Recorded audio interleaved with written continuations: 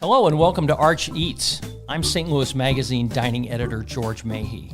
In each installment, we'll cover the hottest, buzziest places, but also the under-the-radar ones, the hidden gems. Our goal is to provide you with some insider tips and to drill down a little bit. We'll talk about some of the things you might not know about the local dining scene. I've been in the restaurant trenches for well over 30 years, before picking up a pen and writing about them about 18 years ago. This episode of Arch Eats is sponsored by Westport Plaza. With me on this journey is Cheryl Bear, who also has decades of restaurant knowledge and insight, and she's certainly no stranger to the dining scene. Welcome aboard, my friend. Did you bring a bottle of champagne so we could christen this thing properly, I hope?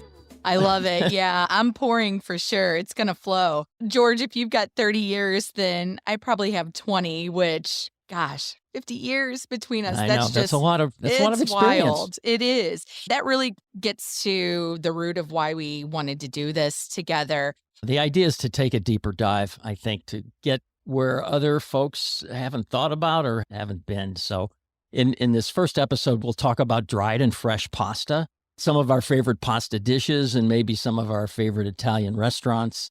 And then we'll plan to finish up with what we call a micro rant, which is a pet peeve. Like when you're at a fast casual restaurant and an iPad gets wheeled around for you to apply a tip, and you just walked in the door. Oh, man. It's called guilt tipping, and today we'll address what's being done about it. But before we get into all that, we'd like to begin the episode in a way we plan to begin every episode, with what we can't stop thinking about this week. For me, it's the rooftop deck at Sasha's on Demont. I was just there a couple Saturdays ago. This rooftop deck, you can see it from the street, but it's been a work in progress for a couple years, and I'm here to say it's pretty much complete. There's this outside area that you can see from street level, and they recently covered it with an extendable roof. You can go further into the cold season with it. You're overlooking Concordia Seminary, which is beautiful. There's no street noise up there. It's just a great experience. They play live music up there, and they play it at a volume that you can hear your table mates, which how often does that happen? But what people don't see is there's a 48-seat dining room up there that has its own bar. It can be rented for parties. It can be rented for whatever you want. And it's just a special experience, one I wasn't expecting. They'll have propane heaters when it gets a little chillier, and I think the last phase of this is they're going to put in some electric heaters. I started thinking about other hidden gem rooftop decks, ones that people either don't know about or have forgotten about. And the first one that came to my mind, because I forget about it, is the On God Rainbow Terrace, which is atop the On God Arts Hotel in Grand Center. It's just, again, you can't see that from the street, but the views downtown and to the north and south are just fantastic. It almost takes your breath away. It's so cool, and people just forget about it. And anytime you're down in Grand Center for whatever reason, I think that's a spot for a pre-show or pre-theater or pre-concert cocktail. It's just a cool place. The other one that I know a lot of people don't know about is there's a big patio at Frisco Barroom that's on the ground level that's really well done.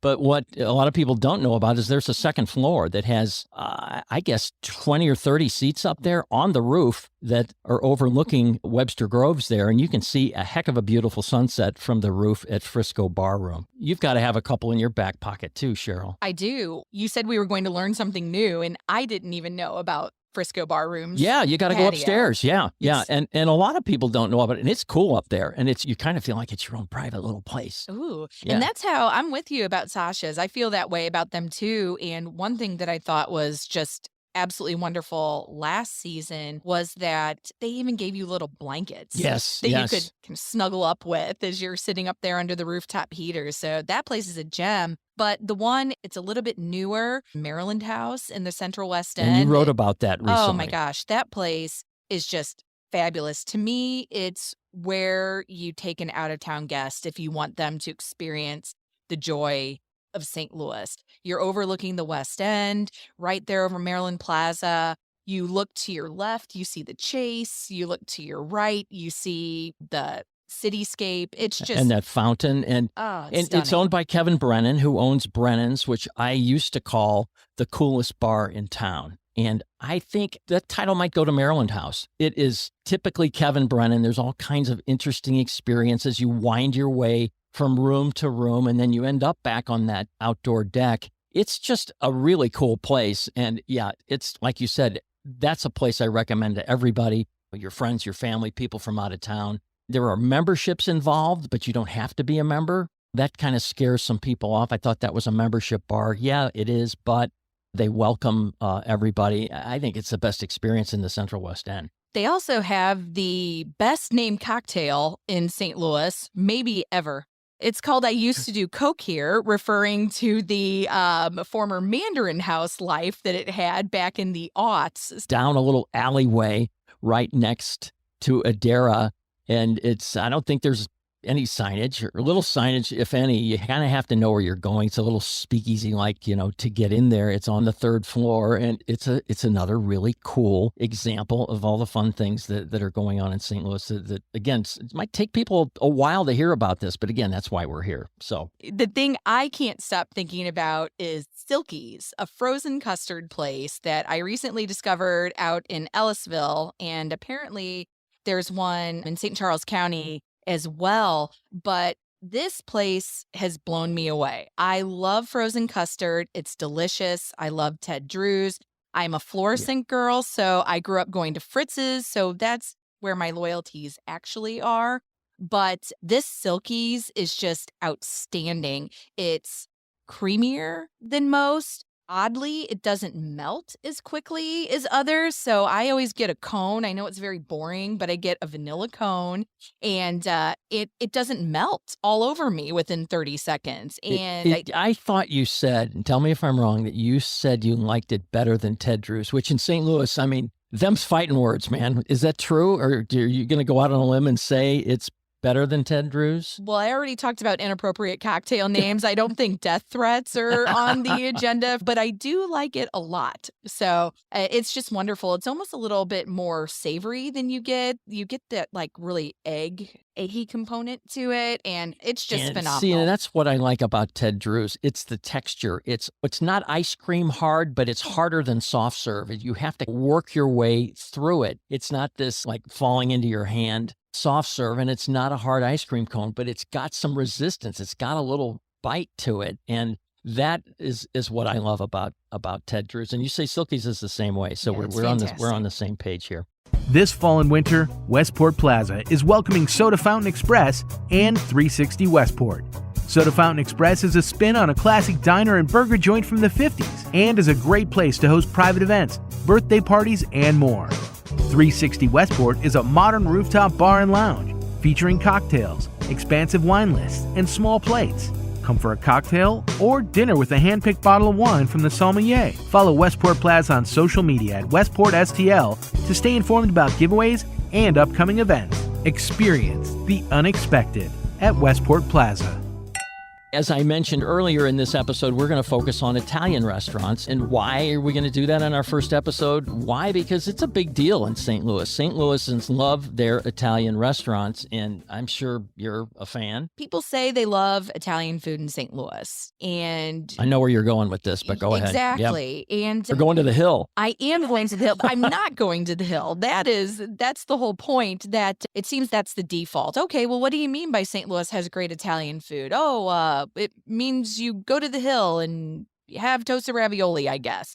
I don't think anyone really necessarily thinks through what they mean by loving Italian food, having great Italian food here. And one thing we've discovered is that the Hill has fantastic places. Right. We're not dissing the Hill by any means. No. Not at all. But there's so much more to Italian food in St. Louis than just what's on the Hill. So we really thought it would be fun to dig into that. And in our August issue of St. Louis Magazine, we did I think it was a 10-page spread on Italian restaurants, and we covered them. I think we did a spread on casual, and then up from casual, and then up from that, and then ended with special occasion restaurants, which I think was a good way to do it because that's how people eat, I think. Wait, we're in the mood to get dressed up a little bit. Let's go here. Or it's Tuesday night and we're in our flip-flops and cargo shorts. Where should we go? And anyway, I thought it was a really good way to do that. And again, that was in the August issue, but it's also online at stlmag.com. There's a little plug for us right off the bat. We discovered in that package that there's other kind of nuances and inside tips and different things that people didn't know. And one of them was the difference between fresh and dried pasta. And I'm not sure people think about this that much, but you and I do. And most people just say, I'll have the carbonara, and they don't think whether they're getting fresh or dried pasta. And I just thought we'd spend a couple seconds in school here and talk about the differences between fresh and dried. Dried is what we're most familiar with, obviously. The drying process takes all the moisture out of the pasta, which means that, and this is something I didn't really know till I did some research, dry pasta does not ever really expire. Even though the boxes say they'll give you about 3 years, it holds on forever, which is pretty amazing. Keep it in your pantry and never have to worry about it. Now, fresh pasta, that's a little bit different. It's made with different flour. It's smoother. It's softer. It's springier. It cooks a heck of a lot quicker. And it needs to be consumed within a matter of days, like 2 days. Then I said, how many kinds of dried pasta are there? I think this is something you could probably win a few bucks at if you play that game at the local bar. I had never thought about it. I know there are a lot, but I thought 50, and then maybe anytime anybody asks you that, right, they wouldn't ask me this if it wasn't a bigger number, maybe 100. Well, there's 350 kinds, apparently, of dried pasta. What's interesting is there are 4 times that many names for the pasta because of where these different shapes originate and the different countries call them different things. Do the math there. It's over 1,000 names that you've got to juggle, which I thought was just crazy. Which do I like better? I like them both. It's hard to say. I eat a lot more dried pasta, which probably all of us do. Here's another little known fact. The selection at Viviano's Market on the Hill is huge. They've got 5 or 6 types of farfalline and panettine, mini penne, and you can get all these at Viviano's. It's the only place that I know to get them. So if anybody's out there like me, check out Viviano. We discovered another thing in print package that I'm going to call the Cafe Napoli anomaly. Cafe Napoli, everybody knows about that restaurant, or now multiple restaurants. They've got 3 restaurants.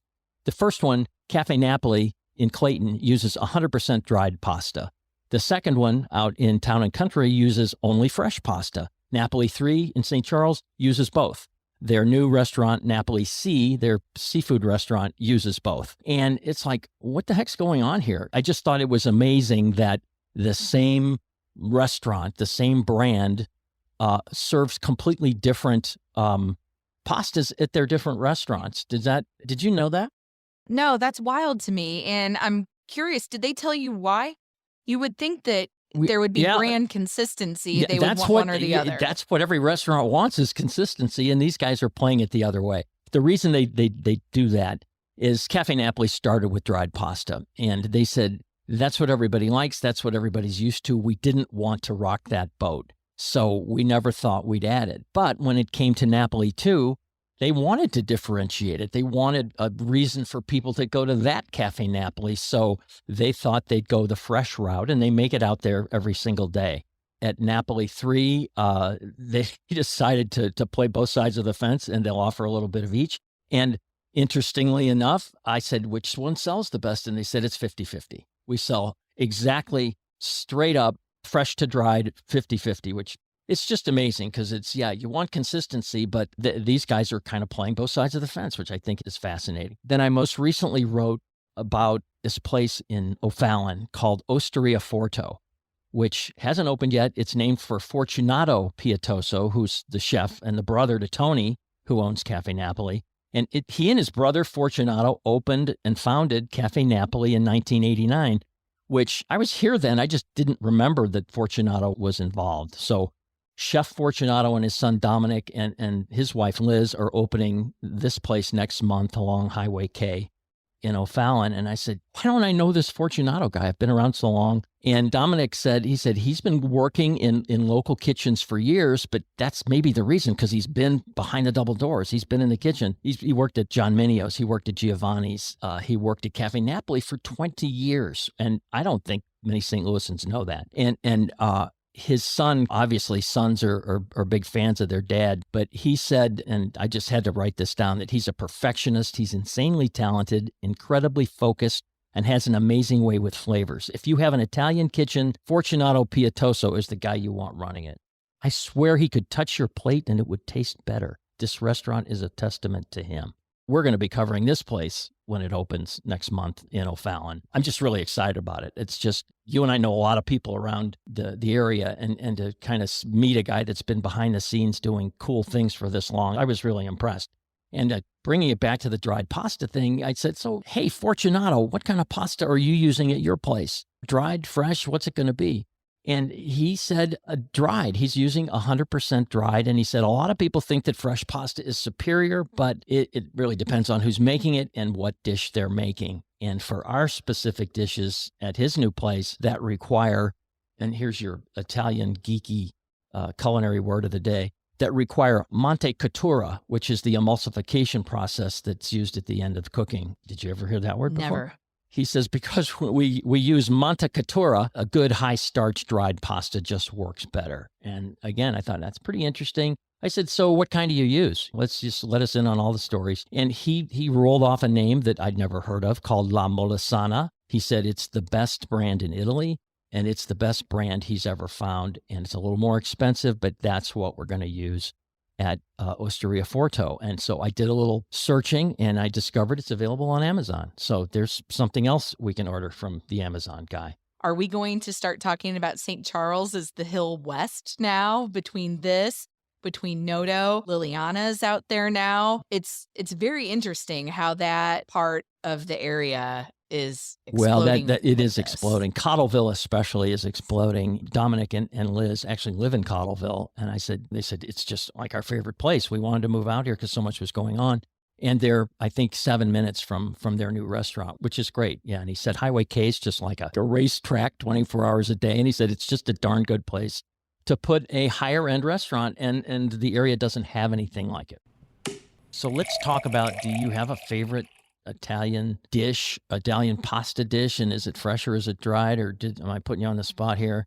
Well, I'm going to take it way further east again and talk about Vicini Pastoria in Lafayette Square. We're talking about people making their own pasta. Dawn Wilson, the owner, is just an outstanding chef, and she makes fantastic pasta there. And she makes it in the window of the place. In the window, which is pretty exactly. Cool. Yeah, she spent time studying in Tuscany at slow food restaurants and really learned the art of not just pasta making, but community-based Italian dining, where it's a neighborhood restaurant.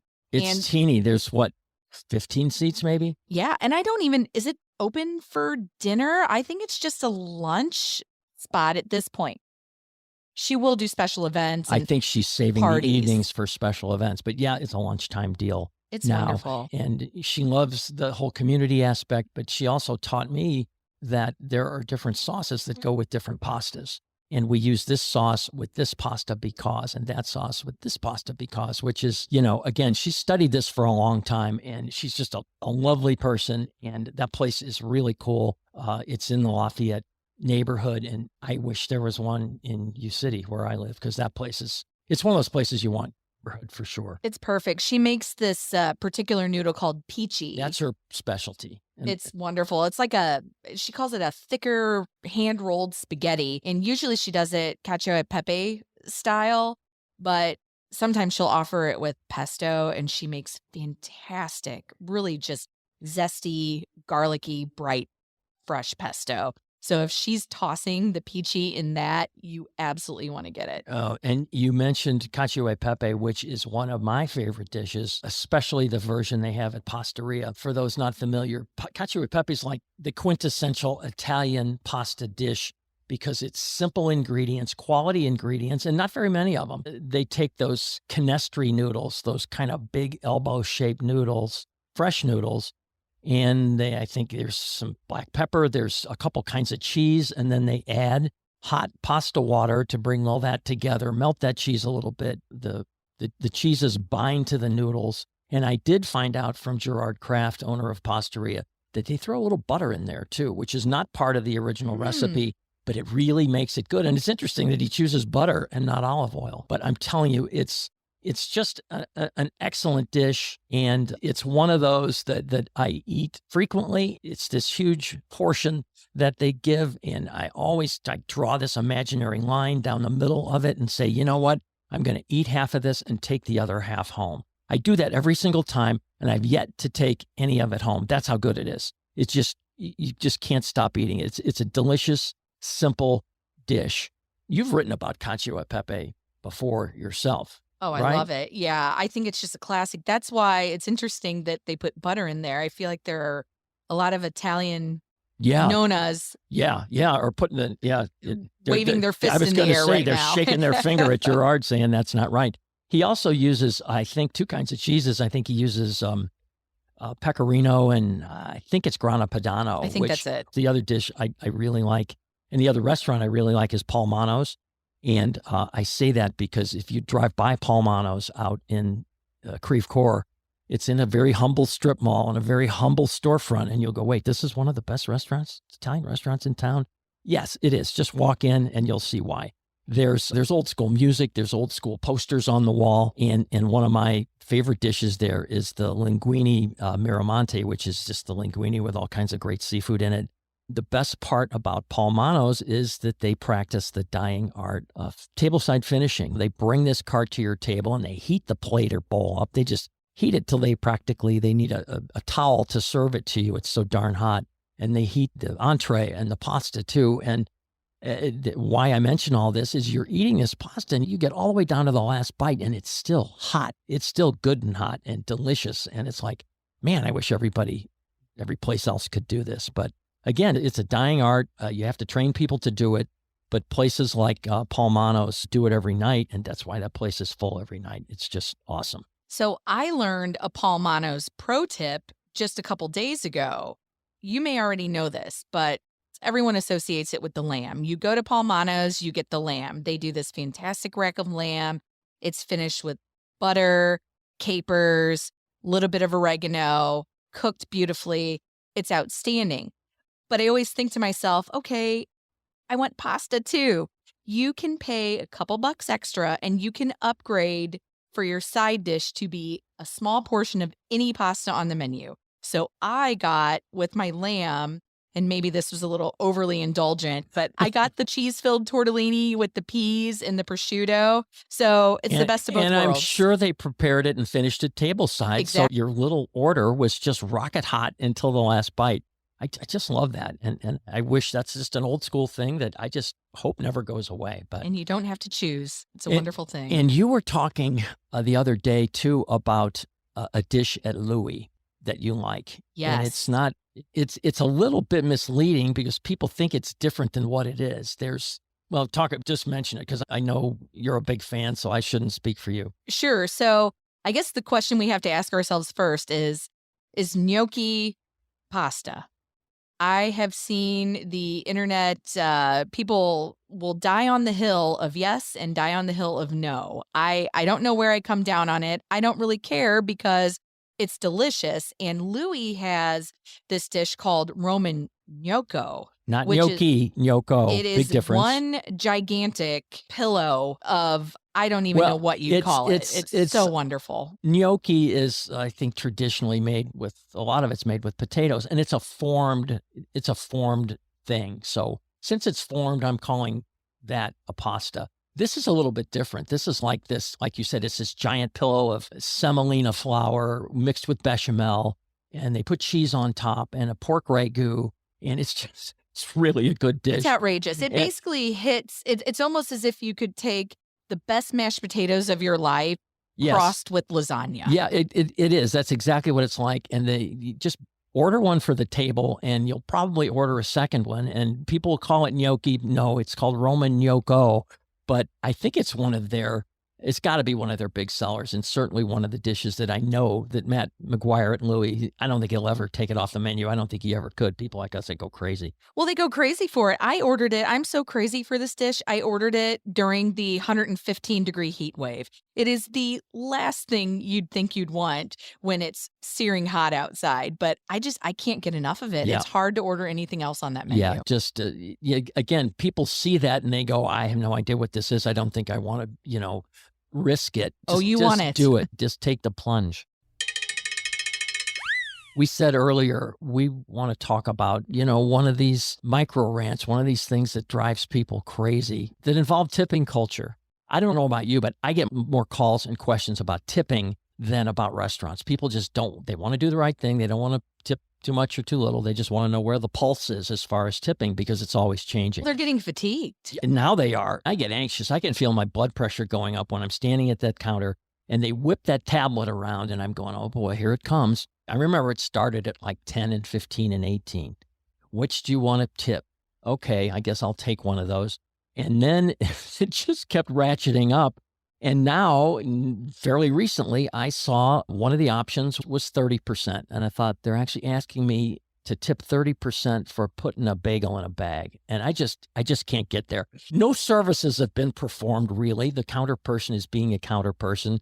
They haven't done anything else. It just drives me crazy. And I think it's gone too far. Like you said, there's tipflation, tipping fatigue, tip creep.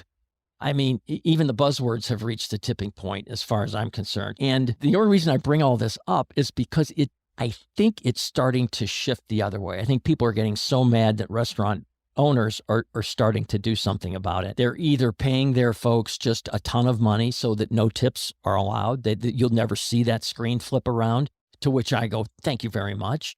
Or, and I saw this the other day, that they didn't flip that tip screen around, but they had the old school tip jar on the counter. And I thought, this is a great reason to go back. I didn't like those things when they first occurred, but I really like them now because they relieve me of all those high blood pressure situations. Unless you put your hand in it and try and take your tip back, like George Costanza. Yeah, you put your hand in, but you can't be taking anything out. That's the whole thing. And it's fun because you can do that and you can put a couple bucks in or a couple fives in and nobody knows. You're not putting your hand in there and unrolling those bills and letting them know. It's very passive. And I just like that. So that's this week's rant. Thank you for listening to St. Louis Magazine's Inaugural Dining Podcast. That's all for this week. That's a wrap. Best dishes, and see you next time. We hope you enjoyed the podcast, but you can also subscribe to our dining newsletters. That's plural, stlmag.com/newsletters, and follow us on Instagram @St. Louis Mag.